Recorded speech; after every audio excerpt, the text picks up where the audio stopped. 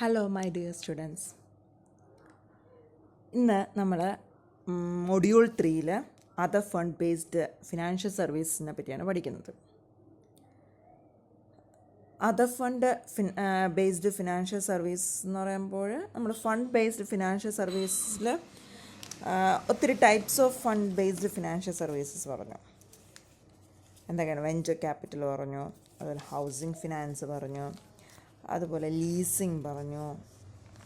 അപ്പോൾ ഇനി അടുത്ത് ഈ പറയാത്തതാണ് നെക്സ്റ്റ് ബാലൻസ്ഡ് ആയിട്ടുള്ള കുറച്ച് പറയുകയാണ്. അതായത് higher purchase, insurance, then mutual funds, പിന്നെ AMC, NACAV, പിന്നെ അങ്ങനെയുള്ള കാര്യങ്ങളെല്ലാം പറയുകയാണെന്ന് തോന്നുന്നു ഈ മൊഡ്യൂളിൽ. ഓക്കെ, ശരിക്കും നമ്മളിപ്പോൾ ഈ ആധുനിക ലോകത്ത് purchase and sales of goods, capital goods എന്ന് പറയുന്നത് ശരിക്കും പറഞ്ഞാൽ ക്യാഷ് തന്നെ കൊടുത്തിട്ട് ഇപ്പോൾ നമ്മൾ എല്ലാ സാധനവും, വീട്ടിലുള്ള എല്ലാ സകല സാധനവും നമ്മൾ ക്യാഷ്, റെഡി ക്യാഷ് ആയിട്ട് പേയ്മെൻറ്റ് ചെയ്തിട്ടാണോ പല സാധനങ്ങളും മേടിക്കുന്നത്? ഒരിക്കലും അല്ല, അല്ലേ? ചിലപ്പോൾ നമ്മൾ ഇൻസ്റ്റാൾമെൻ്റ് ആയിട്ട് വാങ്ങിക്കാറുണ്ട്. അതുപോലെ തന്നെ കടത്തിൽ മേടിക്കാറുണ്ട്. അല്ലെങ്കിൽ 50% നമ്മൾ EMI എടുത്ത് 50% ബാക്കി ക്യാഷിൽ പേ ചെയ്യാറുണ്ട്. അങ്ങനെ പല രീതിയിൽ നമ്മൾ ചെയ്യാറ്. അതുപോലെ തന്നെയാണ് നമ്മുടെ ബിസിനസ് സ്ഥാപനത്തിലും നമ്മൾ ഫുള്ളി ക്യാപിറ്റൽ ഗുഡ്സ് എല്ലാം കറക്റ്റായിട്ട് ക്യാഷ് പേയ്മെൻറ്റ് തന്നെ ചെയ്ത് തന്നെ എടുക്കണമെന്നൊന്നുമില്ല. അപ്പോൾ അതിന് വേണ്ടിയുള്ള കുറച്ച് സിസ്റ്റംസാണ്, അല്ലെങ്കിൽ ഡിഫറെൻറ്റ് ഇൻസ്റ്റാൾമെൻറ്റ് സിസ്റ്റമായിട്ടൊക്കെ നമ്മൾ പറയുന്നുണ്ട്. അതിൽ ഏറ്റവും ഇമ്പോർട്ടൻ്റ് ആണ് നമ്മൾ ഫസ്റ്റ് പഠിക്കുന്നത് ഹയർ പർച്ചേസ് സിസ്റ്റം. എന്താണ്? First one is higher purchase. നിങ്ങളെല്ലാവരും കേട്ടിട്ടുണ്ട് ഹയർ പർച്ചേസ് എന്താണെന്ന്. ഹയർ പർച്ചേസ് സിസ്റ്റവും അറിയാം. It's a system of purchase and sale of goods on condition that payment will be made through installment and ownership in the goods is transferred to the buyer only when the last payment is made.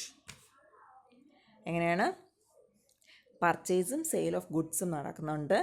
അതിൽ through instalment ആയിട്ടാണ് നമ്മൾ ഇതിൽ പർച്ചേസും sale of ഗുഡ്സും നടക്കുന്നുണ്ട്. എങ്ങനെയാണെന്ന് വെച്ചാൽ conditions ഉണ്ട്. നമ്മൾ instalment ആയിട്ട് നമ്മൾ ക്യാപിറ്റൽ ഗുഡ്സ് മേടിച്ച ശേഷം ഒരു instalment through instalment and the ownership is the goods is transferred to the ബയറിന് ശരിക്കും ഇത് ഓണർ ആകുന്നത് എപ്പോഴാണ്? ലാസ്റ്റ് ഇൻസ്റ്റാൾമെൻറ്റ് പേ ചെയ്ത ശേഷം മാത്രമേ ഓണർ ആവുകയുള്ളൂ. എന്ന് പറഞ്ഞാൽ ഇപ്പോൾ ഒരു മെഷീനറി മേടിച്ചു, അപ്പോൾ മന്ത്ലി ഇപ്പോൾ 10,000 റുപ്പീസ് അടച്ചുകൊണ്ടേയിരിക്കുന്നു. ലാസ്റ്റ് ഇൻസ്റ്റാൾമെൻറ്റ് പേ ചെയ്താൽ മാത്രമേ എന്ത് ചെയ്യാൻ പറ്റുള്ളൂ? അതിൻ്റെ ബയറിന് അതിൻ്റെ ഓണറാകാൻ പറ്റുള്ളൂ. അതായത് ഫുൾ ഇൻസ്റ്റാൾമെൻറ്റ് പേ ചെയ്ത ശേഷം ബയറിന് അതിൻ്റെ ഓണറാകാം. അതാണ് ഹയർ പർച്ചേസ് സിസ്റ്റം. ഇപ്പം നമ്മൾ EMIയിൽ കാർ എടുക്കുന്നു, ലോണിൽ കാർ എടുക്കുന്നു. കാറിൻ്റെത് എങ്ങനെയായിരിക്കും? മിക്കവാറും നമ്മൾ നോർമലി എടുക്കുന്നതെന്ന് വെച്ചാൽ ഓണർ ആരായിരിക്കും? അതിൽ നമ്മൾ രജിസ്ട്രേഷൻ ചെയ്യുന്നതിൽ കമ്പനിയുടെ ആരാണോ നമുക്ക് ലോൺ പ്രൊവൈഡ് ചെയ്യുന്നത് അവരുടെ പേരിലായിരിക്കും. ലാസ്റ്റ് ഇൻസ്റ്റാൾമെൻറ്റ് പേ ചെയ്ത ശേഷം മാത്രമേ ആരുടെ പേരിലോട്ട് ചെയ്യുള്ളൂ? കാറ് ഫുൾ ഓണർഷിപ്പ് ഓണറിന് ട്രാൻസ്ഫർ ആവുള്ളൂ. മനസ്സിലായോ? അതാണ് ഹയർ പർച്ചേസ് സിസ്റ്റം എന്ന് പറയുന്നത്. അതിൻ്റെ ഒരു ഡെഫിനേഷൻ പറയാം നമുക്ക്.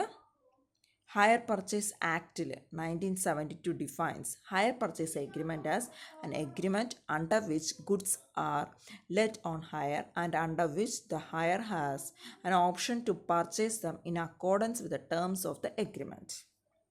എന്ന് പറഞ്ഞാൽ agreement under which goods are let on higher. Goods ഒരു എഗ്രിമെൻറ്റിനെ ബേസ് ചെയ്ത് ഗുഡ്സ്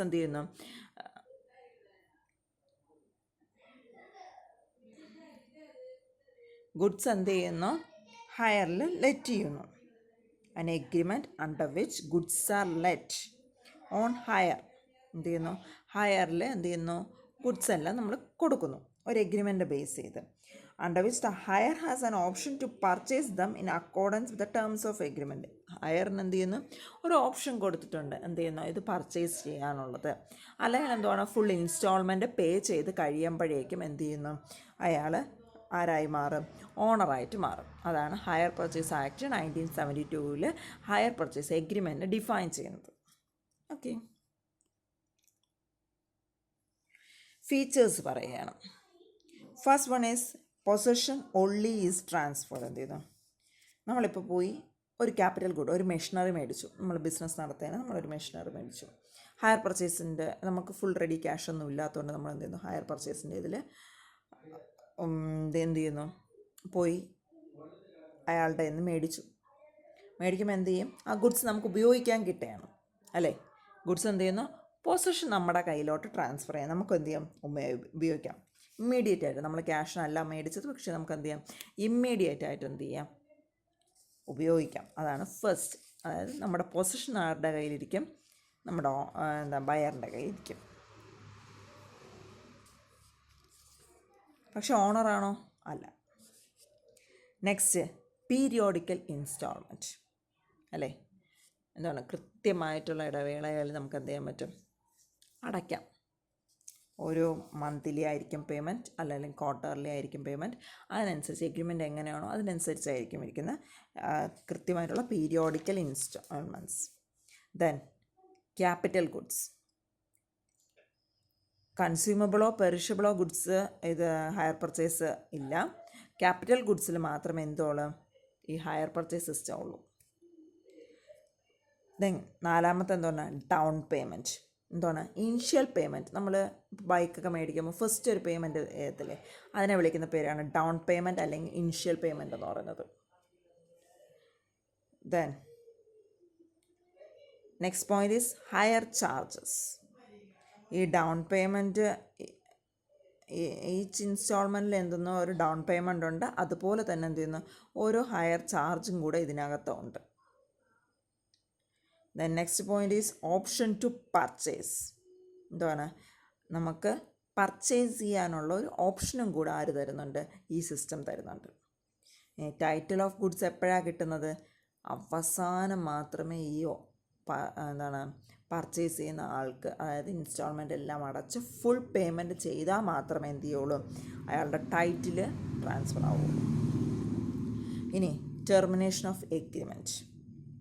ഹയർ പർച്ചേസിന് എന്ത് ചെയ്യാം, ഹയർ പർച്ചേസറിന് വേണമെങ്കിൽ he has the right to terminate the agreement at any time before the property surpasses. എപ്പോൾ വേണോ ടെർമിനേറ്റ് ചെയ്യാം. Then right to repossession.